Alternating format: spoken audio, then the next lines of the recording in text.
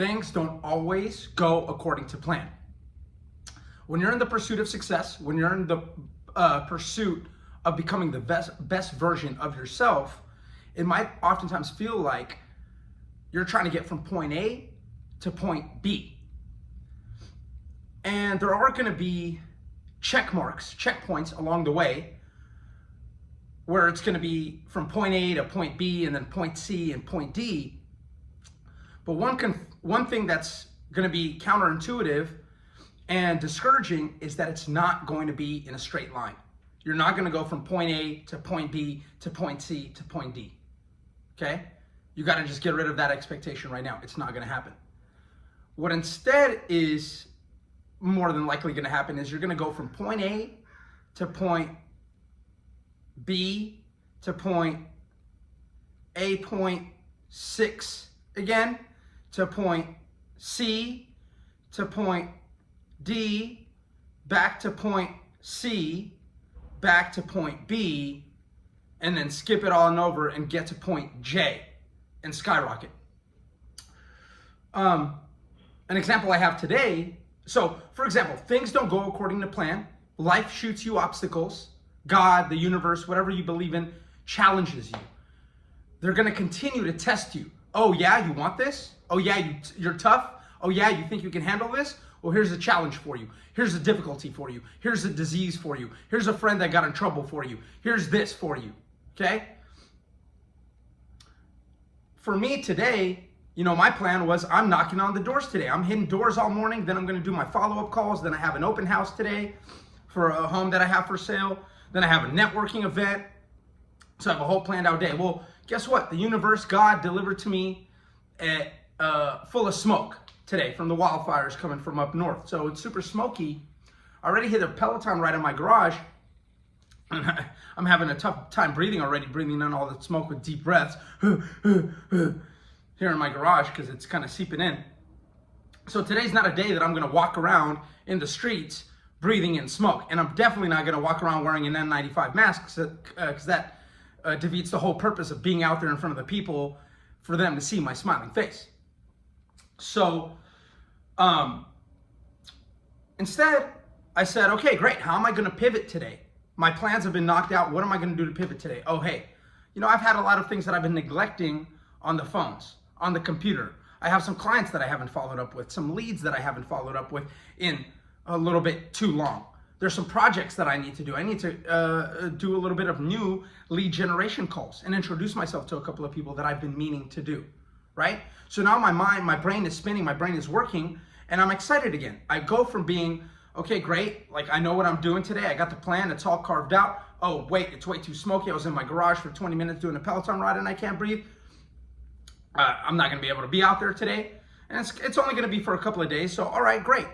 My brain starts spinning. All right, well, I can't do that today. I can push that off for a few days later, make sure I replace, right? I'm not gonna, just because I'm not doing it today doesn't mean it's not gonna get done. No way, it's definitely gonna get done. It's just gonna get done in a few days. But hey, you know what? There's a few things that I've been putting off that maybe I should prioritize today because I'm at home, right? Now I have a little bit more time. Make myself a green smoothie today. And I get boosted back up because I'm like, okay, excited. My brain is working now. I'm solving problems. I'm figuring things out. You see, the journey to success is not a straight line, problem-free. It's your ability to quickly and resourcefully adapt to problems and fix those problems. And even if you don't fix those problems, even if you make a wrong decision, you get knocked down and you get up again and you figure it out and you move on to the next one. Life isn't about success in life, and achieving something isn't about never making mistakes. It isn't about always succeeding. It's about how often and how hard you can get punched in the face, knocked down, beat up, stand back up, look at life and say, hey, is that all you got? I'm ready. I can handle your tests. Give me more. I like this shit. So Tony Robbins says, it's not about resources, it's about resourcefulness, okay? You don't need resources. You can have all the resources in the world, but somebody who has no resources, nothing, and is resourceful will have it all. So what does that mean? That means when life throws you these curveballs, when these problems come, if you adapt, if you as quickly as possible, let your mind be creative. Let your mind think about ways, well, okay, great, maybe this isn't such a bad thing. Maybe there's something else that I can learn from this. Maybe there's something else that I can do. Oh, this person isn't picking up the phone on me in order to allow me to accomplish this particular task. Do I need to call other people? Do I need to call other people within the company? Do I need to call other companies? Do I need to call other industries? Do I need to figure out a completely different way to accomplish this task? Is this task even necessary to be completed in order for me to complete the other overarching task, right? So many of us, so many people are conditioned in school, in the education system, to just be, here's what the teacher says, here's your task for the day. The quicker and better of a listener and good boy or good little girl that you are, the more you're gonna get rewarded. Well, guess what? In the real world, in reality, that might work. That might get you a nice job. It might get you a nice living and you might do well. Hell, you could become a doctor, you could become an engineer, and you could do really, really well. Because oftentimes, if you do what you're told, you do a really good job at it, you don't question authority, you don't cause issues, then you can be really, really successful, and that's fantastic. For many others of us, right, when you're in the entrepreneurial realm, when you're in the sales realm, when you're dealing in corporate politics, when other things are coming up, you have to be creative. You have to question authority. You have to question the status quo. You have to question, why are we doing it this way? Why have we continued to do it this way? So many people are just saying like, okay, well, here's what I was taught and here's what I need to do, right? Well, instead of that, you need to focus on, what is my boss looking for? What is my client looking to accomplish?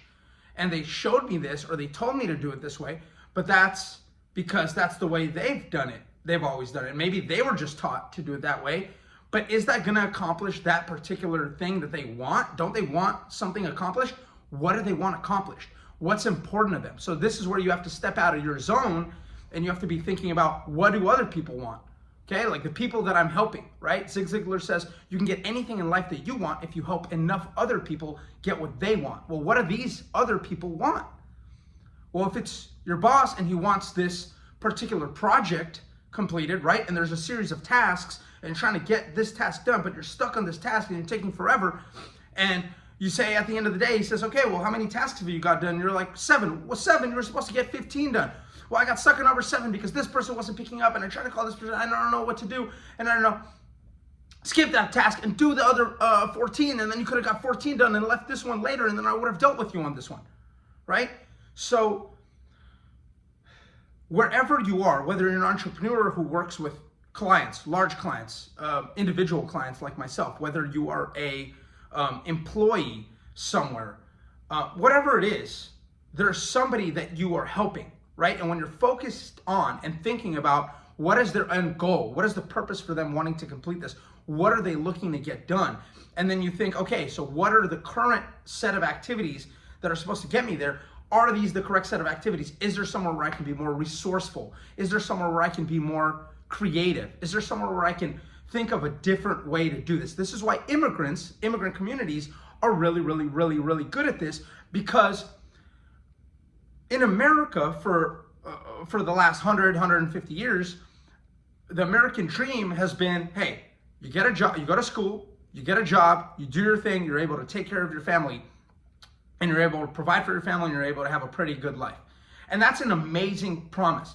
What you have to understand is anybody who is able to live that promise is part of the top 0.001% in the world, okay? You are a lucky, lucky individual if that is your promise. For most of the rest of the world, that is not a thing. That isn't real, right? My family's from a former Soviet Union, from communism, from totalitarianism, from extreme over bureaucracy, right? Where resources are taken from those who produce them and somehow distributed in some kind of political favor way through different ways. So the only way you can survive is not by following the rules in this kind of society. It's breaking the rules and doing such a good job of breaking the rules that you don't get caught. Because if you get caught, it's not like slap on the wrist. It's not a little bit of jail time. It's not a misdemeanor. It's not a go in front of a jury of your peers. It is go to the gulag, okay? It's disappear from anybody who's ever known you. And anybody who's ever known you, once they see that you disappeared, their only possible response to that is to proudly and loudly disavow you and say what kind of a piece of shit you were, no matter what you've done, because now you've upset the state.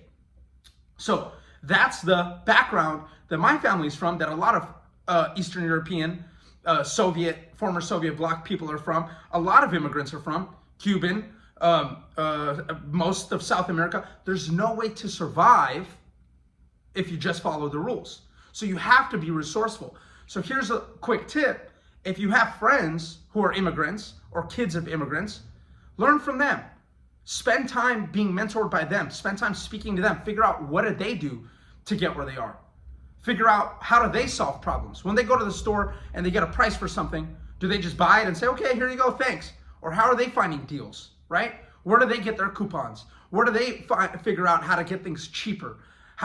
When they need to solve problems, what are they doing to be resourceful? Who are they calling? How are they calling? Are they texting somebody else? Are they figuring something else out, right? Or are they just stopped at the first roadblock and say, I don't know what to do next, okay?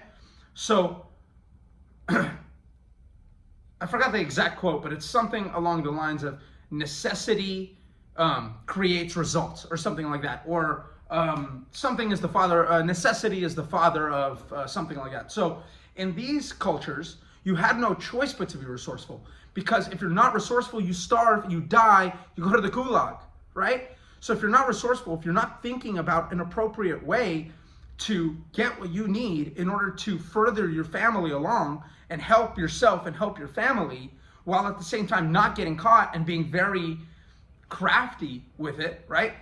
That's just the base level of survival. If you don't have that, you're done. In America, the fact of the matter is we've been spoiled, right? And I consider myself American, even though my mom came here 7 months pregnant with me from what is today Kiev, Ukraine. Back then was the Soviet Union. I consider myself obviously an American and consider myself spoiled. I didn't have to go through what my family had to go through. I didn't have these necessities. It wasn't even close, but I learned about it, and they gave me their game. I was able to soak up their game. I was able to soak up the game of my community, of my friends whose parents also figured things out, right? And we're able to, and I was able, I feel like I'm the luckiest generation in the history of the world. And the fact that I was born in America in the best time to be born a human being in the history of the world that we know about in recorded history. Born in America, the most prosperous country, the country filled with the most opportunity, right? While at the same time, I was born in what many would call poverty, right? I was born in the projects. I grew up in the projects in Fillmore District, San Francisco, California. So I was blessed with not having much, having a hunger to have more, because I saw the people in my school and people around me. San Francisco is a wealthy city, having more, having nice shoes, having nice clothes, having nice cars, having nice stuff, having nice homes, right? And so I didn't have any of that, but I had the resourcefulness. I learned the resourcefulness from friends, family, the people in my community, the Russian, Eastern European immigrants in my community. So I got the resourcefulness of how to get those things. I had the hunger to get those things, and I was planted in the Disneyland of the world in order to get those things. So you don't have to put yourself through adversity, but you have to learn how to become more resourceful and understand that roadblocks are going to come. They're going to confront you. Problems are going to arise, and you're going to have to figure out how you're going to approach them. And Tony Robbins says the most important thing is the questions we ask ourselves. Why do these problems always happen to me? How do I solve this particular problem so that I can move on and be excited, motivated, enthusiastic, and ready to solve the next one? Okay? Do you see the difference between those two questions that you ask yourself? And every morning, you start from scratch. Every morning, you wake up with anxiety or anger or whatever your natural initial waking up period is. And you got to replace that with gratitude. You got to replace that with hunger. You got to replace that with enthusiasm, with excitement, with a can-do attitude, because your goals are bigger than your circumstances. And when your goals are bigger than your circumstances, a man with a big enough why can conquer almost any how. Okay? So when your why, your goals, to provide for your family, to achieve your dreams, to be great, to have your name on some building, have your name on some statue one day, have your legacy out there, because that's the most important thing that people are doing this for. Jeff Bezos and Elon Musk aren't doing it for money anymore, okay? It's legacy. They want their name somewhere. They want to be remembered. They want to be the Einstein. They want to be the Edison, okay? They want to be the Marcus Aurelius. They want to be the Socrates, whatever it is. So when you have a big enough why and you're focused on that, you're going to conquer any how, and that how that stops you better not be a little issue because you couldn't figure out how to get the tasks done. Figure it out, solve the problem, on to the next one, let's go.